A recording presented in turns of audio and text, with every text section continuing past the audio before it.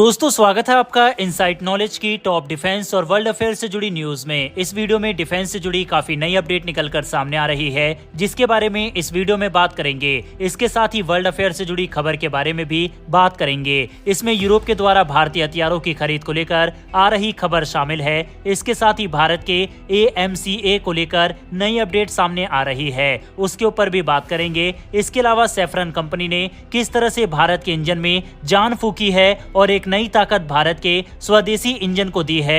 वहीं world affair से जुड़ी खबर में बात करेंगे अमेरिका की। हमने मॉर्निंग की वीडियो में आपको बताया था कि हो सकता है कि आने वाले समय में बाइडेन को राष्ट्रपति पद के उम्मीदवार से हटा दिया जाए। अब इसी को लेकर एक एक्सटेंडेड न्यूज सामने आ रही है कि उनकी जगह कौन ले सकता है, इस पर भी खबर सामने आ रही है। इसके ऊपर भी बात करेंगे। काफी इंटरेस्टिंग वीडियो होने वाली है, इसीलिए वीडियो को अंत तक जरूर देखिएगा। साथ ही अगर आप चैनल पर पहली बार आए हैं तो नीचे दिए गए सब्सक्राइब बटन को प्रेस कर बेल आइकन को दबा ले, जिससे हमारी डेली वीडियो आप तक सबसे पहले पहुंच सके। तो चलिए शुरू करते हैं इस वीडियो को। हमारी पहली खबर दोस्तों यूरोपियन कंट्रीज की तरफ से सामने आ रही है और वह भारतीय हथियारों में इंटरेस्ट लेते हुए दिखाई दे रहे हैं। दरअसल दोस्तों एक समय था जब भारत अपनी हथियारों की जरूरत के लिए विदेशों पर निर्भर रहता था, लेकिन आज के समय में भारत की कई सारी प्राइवेट और सरकारी कंपनियां डिफेंस सेक्टर में काफी अच्छा काम कर रही है, जिसकी वजह से दुनिया भर के देश भारतीय हथियारों को लेकर न सिर्फ इंटरेस्ट दिखा रहे हैं बल्कि खरीद भी कर रहे हैं। हमने हाल ही में ये खबर आपको बताई थी कि बांग्लादेश ने भारत से वेसल की डील साइन की थी। साथ ही तेजस में उसने अपना इंटरेस्ट शो किया था। इसके अलावा अर्मीनिया और फिलीपींस को भारत ऑलरेडी हथियार सप्लाई कर रहा है। इसके अलावा इंडोनेशिया से कल ही खबर सामने आई थी कि इंडोनेशिया की एयरफोर्स का डेलीगेशन भारत आया है, जहां पर वह अलग अलग कंपनी के CEO और वहां की मैन्युफैक्चरिंग यूनिट का दौरा किया। इसका आर्टिकल आप अपनी स्क्रीन पर देख भी सकते हैं। इंडोनेशिया के वाइस एयर मार्शल अपने बड़े डेलीगेशन के साथ दिल्ली पहुंचे थे। वह Hindustan aeronautics limited, Tata advance system limited, Jain technologies के ऑफिशियल से मुलाकात की थी। वहीं शुरुआती रिपोर्ट की माने तो इंडोनेशिया ब्रह्मोस एरोस्पेस के साथ डील करने के बेहद करीब पहुंच चुका है, यानी कि ब्रह्मोस की डील इंडोनेशिया के साथ कभी भी हो सकती है। बताया जा रहा है कि इस साल के अंत तक इंडोनेशिया से ब्रह्मोस की डील साइन हो जाएगी। इसके अलावा कल्याणी स्ट्रेटेजिक सिस्टम लिमिटेड, जो कि भारत की एक लीडिंग डिफेंस प्राइवेट कंपनी है, उसने advance towed artillery system, mobile gun system, वहीं टाटा एडवांस सिस्टम लिमिटेड के द्वारा एडवांस लॉटरिंग मुनेशन का ऑफर भी इंडोनेशिया को दिया गया है। साफ है कि फिलीपींस के बाद अब इंडोनेशिया भी भारत के डिफेंस सिस्टम में इंटरेस्ट दिखा रहा है और दोनों का कोलैबोरेशन काफी बेहतर हो रहा है। वहीं पर दोस्तों इसी तरह की खबर यूरोप से भी सामने आ रही है, जिसकी हमने स्टार्टिंग में बात की थी। हाल ही में फ्रांस के अंदर डिफेंस एक्सपो हुआ था, जिसमें दुनिया भर की लीडिंग डिफेंस कंपनियों ने हिस्सा लिया था और इसमें भारत की भी कंपनियां पहुंची थी। इस डिफेंस एक्सपो का नाम यूरोसेट्री 2024 था। इसमें भारत की कई कंपनियों ने भाग लिया था।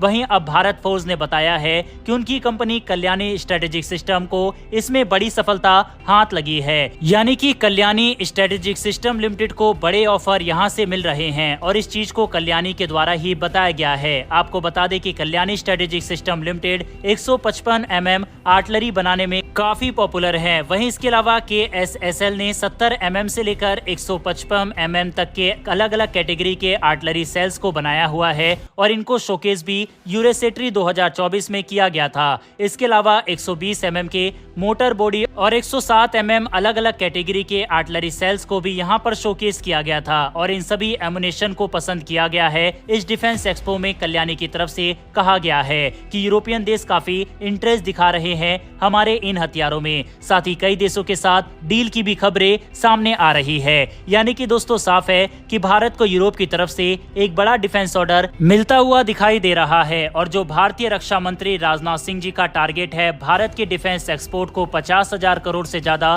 2028-29 तक पहुंचाने का, वह अगर ऐसा ही चलता रहा तो भारत इसे 2028 से पहले ही पूरा कर लेगा। फिलहाल इस समय की बात करें तो इस समय भारत का डिफेंस एक्सपोर्ट 2023 में 21,000 करोड़ रहा था, जो कि एक हिस्टोरिक आंकड़ा था। 2022 में 15,000 करोड़ था। साल 2023 में 21,000 करोड़, यानी कि 32.3% की ग्रोथ इसमें हमें देखने को मिली थी। वहीं आपको बहुत सारे आंकड़े हम दिखा रहे हैं, तो वहीं एक और इंटरेस्टिंग डाटा आपको बताते हैं कि साल 2003 और 4 से 2014 के बीच, यानी कि 10 सालों में भारत का डिफेंस एक्सपोर्ट 4,312 करोड़ रुपए था। यानी कि पूरे 10 सालों में भारत ने सिर्फ 4,312 करोड़ का डिफेंस का सामान दुनिया को बेचा था। वहीं सिर्फ पिछले साल का भारत का डिफेंस एक्सपोर्ट 21,000 करोड़ का रहा था।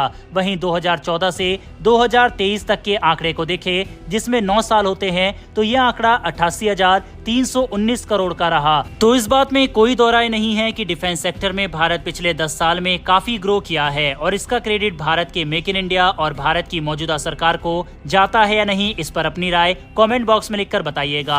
बहरहाल बढ़ते हमारी अगली खबर की तरफ। दोस्तों, हमारी अगली खबर एमका फाइटर जेट को लेकर सामने आ रही है। भारत सरकार और भारत के लिए एमका की जो सबसे बड़ी प्रॉब्लम है वह टाइम पर इसकी डिलीवरी है, क्योंकि भारत नहीं चाहता कि जो देरी हमें तेजस फाइटर जेट में देखने को मिली वह हमें भारत के इस futuristic 5th generation fighter jet में भी देखने को मिले। यही कारण है कि भारत की डिफेंस सेक्टर और भारत सरकार का एमका प्राइम फोकस पे है। बताया जा रहा है कि 2028 तक इसका पहला प्रोटोटाइप हम लोगों के सामने आ जाएगा। वहीं डिफेंस मिनिस्ट्री ने प्राइवेट पार्टनर्स को भी इसमें जोड़ने के लिए एक्सप्रेशन ऑफ इंटरेस्ट जारी किया है, जिसमें से 3 डिफेंस कंपनियों की तरफ से इंटरेस्ट भी शो किया गया है। आपको बता दें कि एमका का डिजाइन तैयार हो गया है और साल 2032 में ये प्रोडक्शन में चला जाएगा। वहीं साल 2034 तक इसे इंडियन एयरफोर्स में इंडक्ट भी कर दिया जाएगा।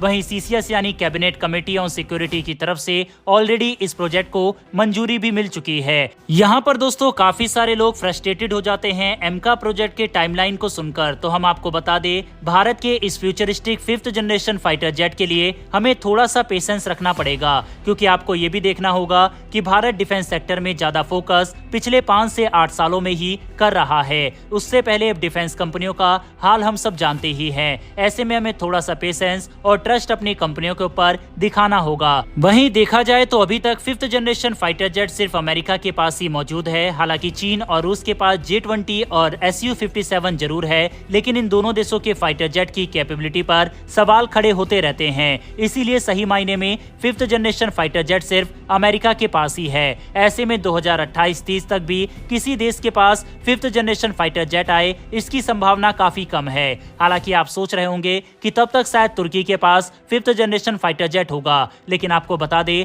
कि तुर्की के 5th जनरेशन फाइटर जेट को भी प्रोडक्शन में आने में 2028 से 2029 का समय लग जाएगा। इसीलिए भारत का 5th generation fighter jet एमका project इतना भी पीछे नहीं है। बहरहाल एमका के बारे में आपकी क्या राय है, कमेंट बॉक्स में लिखकर बताइएगा। बढ़ते हैं हमारी अगली खबर की तरफ। ये खबर भारत के कावेरी इंजन को लेकर सामने आ रही है। भारत के कावेरी इंजन को जिन लोगों ने एक फेल प्रोजेक्ट समझा था, उनके लिए यह एक बड़ा झटका है, क्योंकि भारत का कावेरी इंजन फिर से एक्शन में आने वाला है। आपको बता दें कि भारत के कावेरी इंजन में फ्रांस की तरफ से काफी मदद की गई थी। यहाँ तक कि इसके सर्टिफिकेशन वगैरह में भी फ्रांस की सेफ्रॉन कंपनी की तरफ से हेल्प की गई थी। वहीं पर अब खबर सामने आ रही है कि भारत कावेरी को LCA तेजस में माउंट करके टेस्ट जल्द ही करने वाला है। हमारा प्लान यह है कि एक नया कावेरी 2.0 इंजन को तैयार किया जाए और उसको टेस्ट करके इन फ्यूचर भारत के फाइटर जेट में उसको इंडक्ट किया जाए। हालांकि ये सब करने में भारत को अभी भी 30 महीने का समय लगेगा।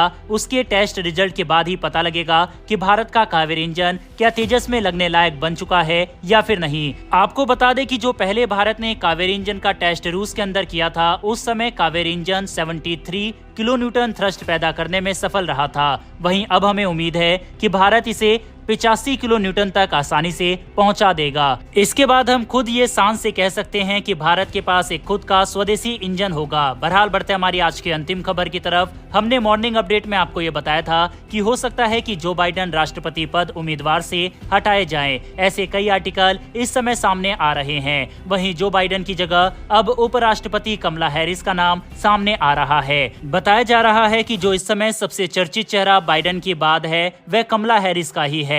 अब ऐसा क्यों है कि जो बाइडेन को हटाया जाएगा, ये हमने पिछली वीडियो में आपको बताया था, लेकिन थोड़ा सा आपको ब्रीफ कर देते हैं। दरअसल हेल्थ इशू और जिस तरह से ट्रम्प के हाथों बाइडेन को हार झेलनी पड़ी और अपने डायलॉग वगैरह सही तरह से डिलीवर वह नहीं कर पाए और किसी भी मुद्दे के ऊपर सही से बयान नहीं दे पाए, इसी कारण से ये खबर सामने आ रही है कि हो सकता है कि बाइडेन को रिप्लेस कर दिया जाए। वैसे दोस्तों, आपके हिसाब से बाइडेन की जगह अगर कमला हैरिस राष्ट्रपति पद के उम्मीदवार के लिए सामने आती है तो आप ट्रंप और कमला हैरिस में से किसको सपोर्ट करोगे? कमेंट बॉक्स में अपनी राय लिखकर बताइएगा। अगर आपको ये इन्फॉर्मेशन और वीडियो पसंद आई हो तो वीडियो को लाइक करके हमारी आने वाली डेली डिफेंस से जुड़ी ऐसी वीडियो के लिए नीचे दिए गए सब्सक्राइब बटन को प्रेस कर बेल आइकन को दबा ले, जिससे हमारी डेली वीडियो आप तक सबसे पहले पहुंच सके। फिर मिलेंगे ऐसी एक नई वीडियो के साथ। धन्यवाद। जय हिंद।